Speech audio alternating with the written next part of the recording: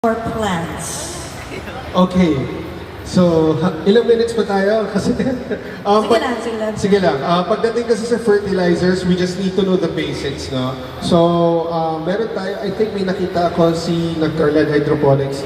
They sell liquid fertilizers. So, may kita nyo dun sa liquid fertilizers, meron siyang 3 numbers na naka-indicate doon, which is the nitrogen, the phosphorus, and the potassium.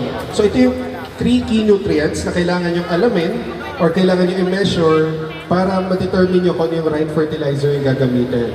So for leafy vegetables, kailangan yan high in nitrogen. For root crops, kailangan high in phosphorus, which is the middle number. And for fruits naman, kailangan yung potassium. So the last number, dun sa 3 numbers sa inyong fertilizer. So yun, just to put it simply, I can go on